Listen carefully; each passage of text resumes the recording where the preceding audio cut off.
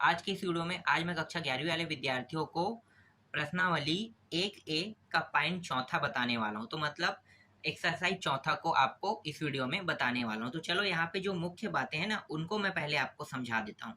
उसके बाद प्रश्नावली के प्रश्नों में चलेंगे और जितना भी एग्जाम्पल है वो सब के सब आपको प्रश्नावली में भी देखने को मिलेगा, वही सारे प्रश्न। तो प्रश्नावली में मैं आपको समझा दूंगा कि एग्जाम्पल को अलग से आपको समझने की आवश्यकता नहीं है।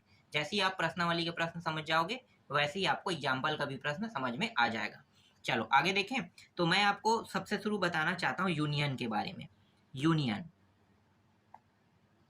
ठीक है। ये यूनियन, यूनियन का मतलब क्या होता है? संघ होता है। ठीक है, यूनियन का मतलब संघ। और संघ किसी एक व्यक्ति से मिलकर तो नहीं बना है। ठीक है, संघ कोई एक व्यक्ति से मिलकर नहीं बनता है। संघ जो है बहुत सारे व्यक्ति से मिलकर बनता है। और संघ में हर एक व्यक्ति को जो भी व्यक्ति जाना चाहे वो जुड़ सकता है। समझ रहे हो? संघ क्या है? जो व्यक्ति जाना चाहे वो व्यक्ति संघ के साथ जुड़ सकता है। जैसे कि मैं प्रश्न में, जैसे कि प्रश्न दिया है ना, उसी के हिसाब से मैं आपको एग्जांपल देता हूँ। देखो यहाँ पे 1 है, 2 है, 3 है। ठीक है, ये ए का मान है और बी का मान यहाँ पे मैं रख लेता हूँ 4, 5, 6। ठीक, तो देखो संघ में ये पहले से मौजूद है। मान लो संघ में जुड़ा कौन है? ए पहले से जुड़ा हुआ है। अब बी के भी व्यक्ति जो है संघ में आना चाहता है, तो कैसे लिखोगे आप? A union B. संघ को किससे दर्शाते हैं? देखो हिंदी में आप इसे संघ बोल सकते हो, इस सिंबल को, और इंग्लिश में आप इसे यूनियन कहोगे। तो मैं चाहता हूं कि आप लोग इसे यूनियन के नाम से ही जानो, क्योंकि आगे जब जितना भी क्लास आप आगे बढ़ते जाओगे ना, हिंदी से चेंज होके ये इंग्लिश में आपको पढ़ना पड़ जाएगा। इसलिए आप इंग्लिश में इसे जानो। ठीक है, तो सिंबल को इंग्लिश में जान लो। तो ए यूनियन बी, तो यहाँ पे क्या होगा? 1, बी, 2 और 3 ये पहले से मौजूद है। मान लो इसके साथ ऐड किसको कर रहे हैं? 4, 5, 6। तो देखो यूनियन का मतलब क्या होता है? दोनों का एक साथ हो जाना। समझ में आ गया? यूनियन का मतलब क्या होता है? दोनों एक साथ मर्ज हो जाना यूनियन कहलाता है। समझ में आ गया? एक होता है इंटरसेक्शन होता है। इंटरसेक्शन में क्या है? इंटरसेक्शन के बारे में मैं आपको अगले वाले जब प्रश्नावली आएगा ना, तो उसमें इंटरसेक्शन दिया रहेगा, तो मैं आपको वहां पे बताऊंगा। बस अभी इस प्रश्नावली में यूनियन के बारे में जानो। देखो यूनियन का बनाने के लिए कुछ नियम भी बताए गए हैं, तो इन नियमों को थोड़ा सा देख लो। एक होता है क्रम विनिमय नियम। ठीक है, क्रम विनिमय नियम। ये क्रम विनिमय नियम क्या है? क्रम मतलब लाइन से जमना। समझ रहे हो? क्रम मतलब क्रम विनिमय नियम। तो देखो कैसे होगा? ए यू, सॉरी यू बोल रहा था ना, ए यूनियन बी। ठीक है, अब बराबर रखो। तो मैं क्या कर सकता हूँ? क्रम मतलब ये वाले मान को इस साइड और ये वाले मान को इस साइड ले जाता हूँ, ले जा सकता हूँ कि नहीं? बिल्कुल ले जा सकता हूँ। इसे हम कहते हैं क्रम विनिमय नियम कहते हैं। देखो ये हो गया पहला, समझ में आ गया। देखो दूसरा क्या होता है? वर्ग विनिमय नियम। वर्ग विनिमय नियम। ठीक है, ये वर्ग विनिमय नियम क्या होता है? तो इसे देखो, ए यूनियन ए, मतलब दोनों क्या है? सेम मान है, और दोनों का अगर यूनियन करेंगे तो कितना प्राप्त होगा? ए का एक। एग्जाम्पल मैं देता हूं इसके लिए। देखो 1, 2 और 3। ठीक है, ए में 1, 2, 3 है और दूसरा भी ए है, तो दूसरा को भी ए लिख लो बी के स्थान पे। यहाँ भी क्या रखेंगे? 1, 2 और 3। तो देखो यहाँ पे ए का एक ऐसे प्राप्त हो रहा है, तो दोनों सेम है। तो दोनों को मैंने पहले ही बताया था कि जब रोस्टर रूप में लिखते हैं तो इसे एक एक बार लिखते हैं। यहाँ पे एक बार लिखेंगे, इसको भी एक बार लिखेंगे, इसको भी एक बार लिखेंगे। अगर डबल कोई मान आता है तो भी हमें कितने बार लिखना है? एक ही बार लिखना है। यही है रोस्टर नियम। तो रोस्टर जो नियम है वो हर जगह लागू होगा। ठीक है, हर जगह। तो वर्ग विनिमय नियम से देखो ए और ए से ए ही प्राप्त हुआ। इसके बाद तीसरा जो होता है वो होता है साहचर्य नियम। नियम, ये साहचर्य नियम क्या है? तो देखो साहचर्य नियम है ए यूनियन बी। ठीक है, इसे कोष्टक में लिख दिया, फिर यूनियन लगाना है और सी लिखना है। ए यूनियन, अब इस बार क्या होगा? ए के साथ था, अब बी के साथ कोष्टक लग जाएगा, तो बी यूनियन सी हो गया। जैसे कि क्रम विनिमय होता है ना, सेम टू सेम ये भी क्रम विनिमय जैसा है। लेकिन क्रम विनिमय में क्या होता है कि आगे पीछे अदला बदली होता है। इसमें क्या है? सिर्फ कोष्टक जो है ना, यहां से छोड़ के यहां पे आ गया। समझ में आया? तो ये कहलाता है साहचर्य नियम। चौथा, चौथा जो है तत्समक नियम है। तत्समक नियम। ये तत्समक नियम क्या होता है? तो देखो इसमें दो पॉइंट है। पहला पॉइंट देख लेते हैं, एक सेकंड ना, ए यूनियन और यहाँ पे फाई दिया हुआ है, तो इसका मान क्या होगा? ए का ए होगा। कैसे? देखो इसका कुछ भी अर्थ नहीं होता है, कुछ भी नहीं, निरंक निरंक, जीरो भी मत समझो, निरंक समझो, मतलब इसका मान ही नहीं दिया है। फाई जहाँ पे लिखा है रिक्त समुच्चय ना, फाई को क्या कहते हैं? रिक्त समुच्चय। तो रिक्त समुच्चय का मतलब क्या होता है? जिसका कोई अर्थ ना हो। तो यहाँ पे बचा क्या? अब सिर्फ बचा है ए, इसलिए तत्समक नियम में ए यूनियन फाई करोगे तो ए का ए ही प्राप्त होगा। दूसरा देख लेते हैं, दूसरा क्या है? ए यूनियन यू कह रहा है यहाँ पे, यू, तो क्या प्राप्त होगा? यू प्राप्त होगा। अब ये यू कैसे प्राप्त होगा?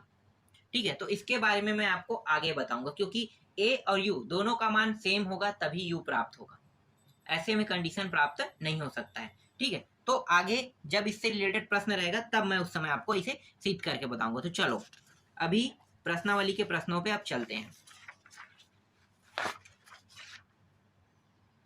देखो प्रश्नावली के प्रश्न में क्या है, तो प्रश्नावली 1A.4 मतलब चौथा एक्सरसाइज में देख रहे हैं। तो पहला प्रश्न देखो यहाँ पे क्या है, पहला में कुछ प्रश्न दिया है। तो पहला में देखो यदि x का मान क्या दिया है? 1 3 5 दिया है, तथा y का मान कितना दिया है? y का मान यहाँ पे दिया हुआ है 7 8 9 हो, तो x यूनियन y ज्ञात कीजिए। x यूनियन y ज्ञात करना है। चलो इसको ज्ञात करके मैं बताता हूँ यहाँ पे। ठीक है, जो जो चीज ज्ञात करने के लिए कहा है वो सारी चीजें मैं ज्ञात करता हूँ। तो यहाँ पे देखो पहला प्रश्न में दिया क्या है? x का मान दिया है ना, तो x का मान क्या दिया हुआ है? 1 3 और 5 दिया हुआ है, मैं पहले लिख लेता हूँ। और यहाँ पे एक दिया है y का मान भी दिया है। y का मान क्या क्या दिया हुआ है? 7 8 और 9। और यहाँ पे ज्ञात करने के लिए क्या क्या है? x यूनियन y ज्ञात करने के लिए कहा है। मतलब x यूनियन y करेंगे तो क्या होगा? ये सारे मान एक साथ हो जाएगा, 1 3 5, यहाँ पे क्या है? 7 8 और 9। यही क्या है? इसका आंसर है। ठीक है, आंसर समझ में आया? यूनियन का मतलब क्या होता है? दोनों का एक साथ मिलन होना। समझ में आ गया? चलो दूसरा देखो। दूसरा प्रश्न में दिया हुआ है ए का मान दिया हुआ है 1 2 3 4। ठीक है, और यहाँ पे बी का मान जो दिया हुआ है उसको लिख लेते हैं 3 4 5 6। ठीक है, तो यहाँ पे ए यूनियन बी करने के लिए कहा इस प्रश्न में, ए यूनियन बी कर देते हैं। ठीक है, यूनियन निकालें, यूनियन का मतलब संग, पता चल रहा है आपको? चलो अब देखो यहाँ पे एक है, यहाँ भी एक है क्या? नहीं, तो एक बार है तो एक बार लिखोगे। दो, देखो यहाँ 2 है क्या? नहीं है। यहाँ पे देखो 3 है, 3 है, देखो 2 बार है, तो इसे कितने बार लिखेंगे? चाहे वो 2 बार है 3 बार है 4 बार है, कितनों बार है? एक बार ही लिखना होता है, इसलिए यहाँ पे मैं आपको बता रहा हूँ। ठीक है, तो एक बार लिखेंगे। यहाँ पे देखो 4 है, यहाँ भी 4 है, इसको भी एक बार लिखेंगे, फिर 5 और 6 को लिख लेते हैं। ठीक है, तो इस तरह से आपको लिखना है। तो ये क्या बन गया? ए यूनियन बी, 1 2 3 4 5 6 प्राप्त हुआ। समझ में आ गया? चलो नेक्स्ट देखो। अब इसके बाद अगला प्रश्न में देखते हैं। अगला प्रश्न में ए का मान क्या क्या दिया है भाई? ए का मान यहाँ पे इस बार अल्फाबेट में है। ठीक है, तो यहाँ पे लिखो ए का मान है ए ई आई ओ और यू दिया हुआ है, और बी का जो मान है वो दिया हुआ है ए बी और यहाँ पे सी दिया हुआ है। ठीक है, यहाँ भी क्या करना है? ए यूनियन बी करना है। तो यहाँ पे देखो ए दोनों में है तो कितने बार लिखना है? एक बार लिखना है। ई है क्या? नहीं है, तो ई को उतार लो। फिर आई देखो, आई एक बार है तो आई को उतार लो। फिर ओ एक बार है, ओ को उतार लो। यू भी एक बार है, इसको भी उतार लो। फिर बी सी यहाँ पे है तो बी और सी को उतार लो, इस तरह से। तो इसका यूनियन बन गया, यही क्या है? इसका आंसर है। ठीक, समझ में आ गया? 3 तक था इसमें प्रश्न। चलो आगे देखते हैं। अब दूसरा में आते हैं। दूसरा में क्या है देखो, मैं आपको दिखाता हूं। यहाँ पे देखो दूसरा प्रश्न में 2 प्रश्न है। एक है ए का मान यहाँ पे है और बी का मान दिया है, और इसमें क्या ज्ञात करना है? ए यूनियन बी बराबर ए ज्ञात करना है। ठीक है, आएगा कि नहीं चेक करेंगे। इसके बाद क्या है देखो, ए का मान ये रहा और बी का मान क्या है? 5 दिया हुआ है। तो दर्शाइए कि ए यूनियन 5 बराबर ए होगा। ये मैंने आप लोगों को अभी बताया था, नियम जब पढ़ा रहा था 4 नियम के बारे में, तब मैंने आपको बताया था ना, तो सेम वही है। चलो देखते हैं कैसे हल होगा। तो दूसरा का पहला देखो, पहले दूसरा का फर्स्ट। दूसरा के पहला में ए का मान क्या क्या दिया हुआ है, 1 2 3 और 4 दिया हुआ है, ठीक है। और बी का मान क्या दिया हुआ है, 1 और 3 दिया हुआ है।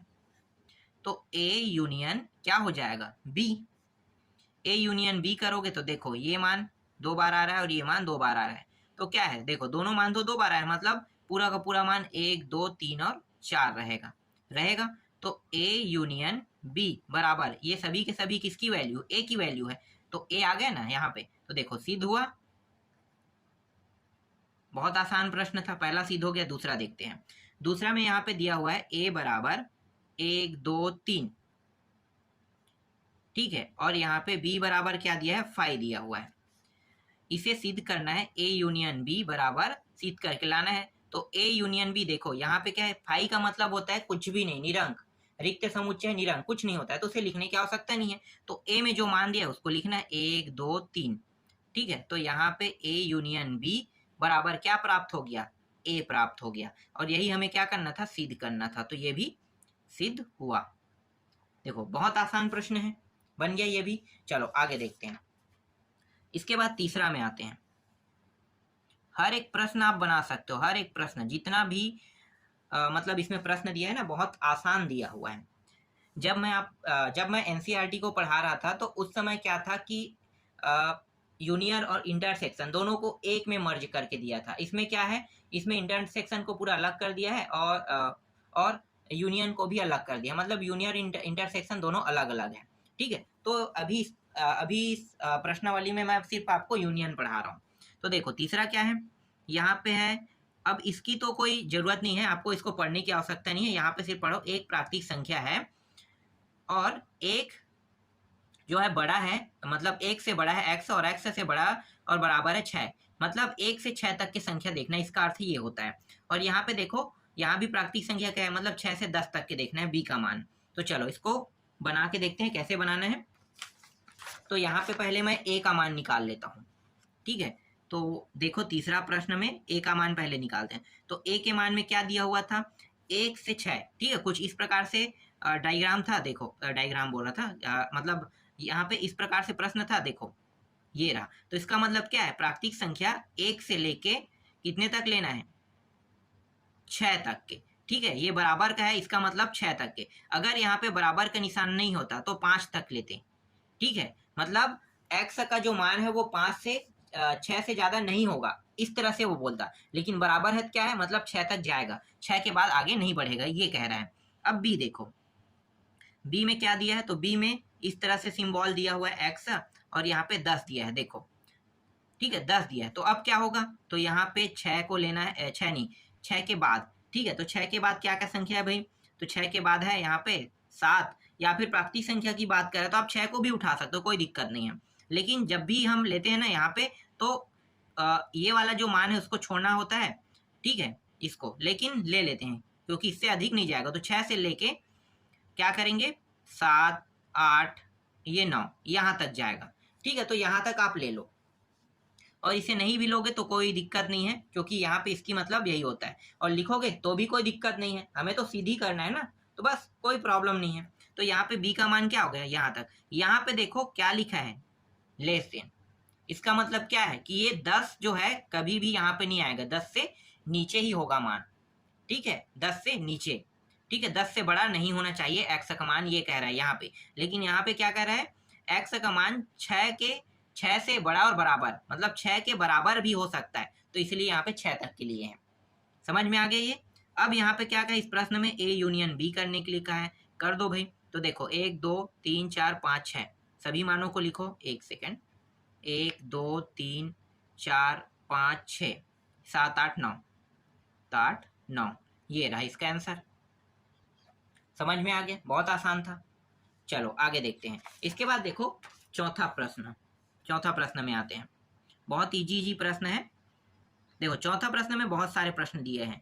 यहाँ पे ए बी सी और डी, इन सभी का मानों को पहले लिख लेते हैं, इसके बाद इसको सिद्ध करेंगे, ठीक है। A union B, A union C, फिर क्या है B union C, B union D, यहाँ पे ए यूनियन बी, फिर यूनियन में दिया है। तो बहुत आसान प्रश्न है, कैसे सिद्ध करोगे चलो मैं आपको दिखाता हूँ।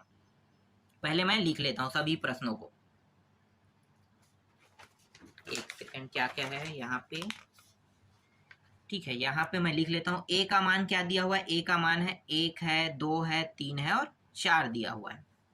बी का मान क्या दिया हुआ है। बी का मान दिया हुआ है 3 4 5 6। सी का मान क्या दिया है भाई। सी का मान यहाँ पे दिया है 5 6 7 और 8 दिया हुआ है। और डी का मान क्या दिया हुआ है। डी का मान है 7 8 9 और 10 दिया हुआ है। ठीक है, तो डी तक के मान दिया हुआ है। इसमें पहला प्रश्न में क्या करना है, ए यूनियन बी करेंगे। ठीक है, पहला में क्या क्या है, ए यूनियन बी, तो इन दोनों को मैच कर दो। तो क्या क्या है सेम, कुछ सेम है क्या। यहाँ पे 3 और 4 है, देखो ये रहा 3 और ये रहा 4, ये दोनों बस सेम है। तो क्या करेंगे, 1 2 तो नहीं है ना, तो 1 और 2 को डायरेक्ट लिखो।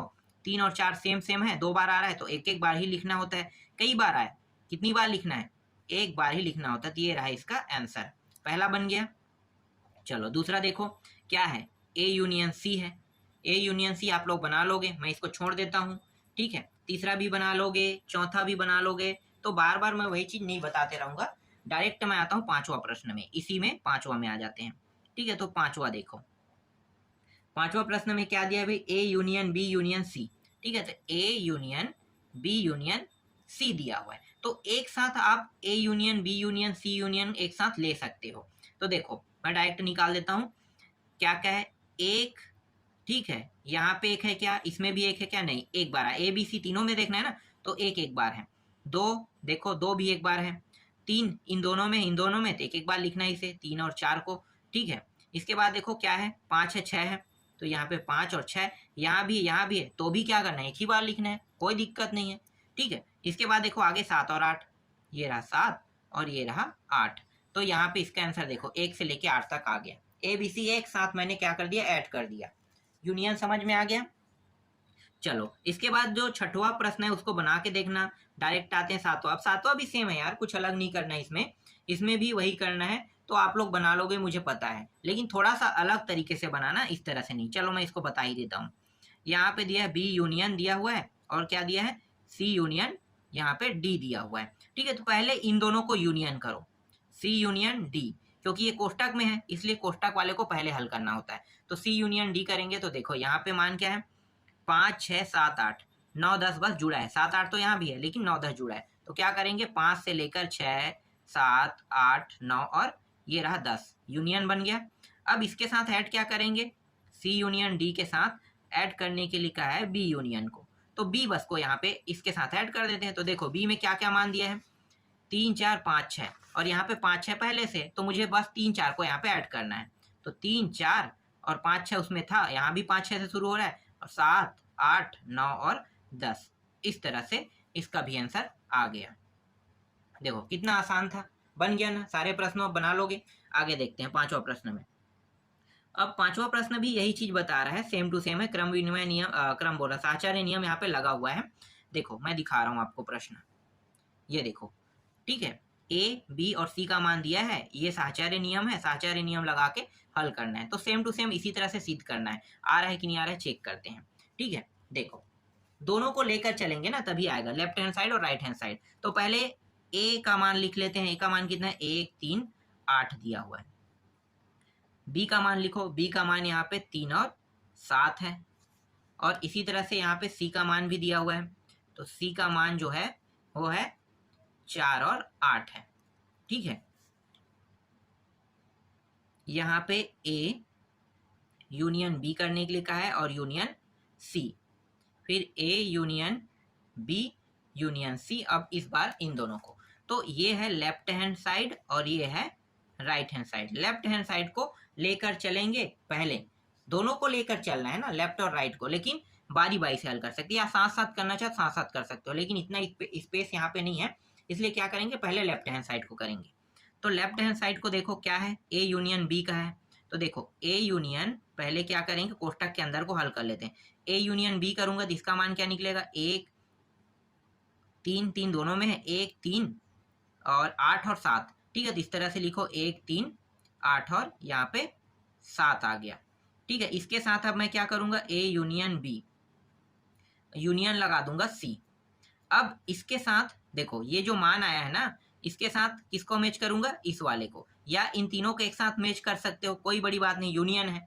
या तो इन दोनों का जो मान आया है उसके साथ आप इसको मैच कर लो। तो यहाँ पे 8 बस देखो, 8 और 8 यहाँ पे है, मुझे बस यहाँ पे क्या करना है, 4 बस को ऐड करना है। तो 1 3 4 8 और ये 7 प्राप्त हो गया इतना। ठीक है, तो लेफ्ट हैंड साइड में मान लो इसे समीकरण 1, यही मान अगर सेम प्राप्त होता है राइट हैंड साइड में तो ये सिद्ध हो जाएगा। तो देखते हैं राइट हैंड साइड क्या है। राइट हैंड साइड में पहले बी यूनियन सी करो, ठीक है, क्योंकि ये कोष्टक में था तो बी यूनियन सी करेंगे। तो देखो बी में और सी को मैच करो, 3 7 4 8, क्या दोनों क्या इसमें कोई मान डबल आ रहा है, नहीं आ रहा है, तो पूरा एक साथ लिख लो। ठीक है, तो यहाँ पे लिख लेते हैं 3 4 7 और ये रहा 8, ये आ गया। अब यहाँ पे क्या करेंगे, यहाँ पे ए को यूनियन कर देंगे। ठीक है, इसके साथ यूनियन ऐड करते हैं, बी यूनियन सी। और यहाँ पे अब देखो ये किसका मान है, बी और सी को मैंने ऐड कर दिया है, तो कोई दिक्कत नहीं है, इसके साथ आप मैच कर सकते हो। ठीक है, या फिर आप यहीं पे डायरेक्ट मैच कर लो। देखो यहाँ पे है 3 4 7 8, ठीक है, तो 8 और 8 यहाँ भी है, तो और 3 भी यहाँ पे है, तो सिर्फ एक बस को क्या करना है, इसमें ऐड करना है। तो एक बस को ऐड करो, तो यहाँ पे एक को ऐड करेंगे, 3 4 7 और ये 8 हो गया। इस तरह से ये दूसरा समीकरण। अब देखो पहला समीकरण और दूसरा समीकरण, पहला समीकरण को देखो, दूसरा समीकरण को देखो, दोनों सेम है कि अलग अलग है। तो देख लेते हैं, 1 1 3 3 4 4 7 7 8 8 सेम टू सेम प्राप्त हुए, मतलब क्या है, यह सिद्ध हुआ।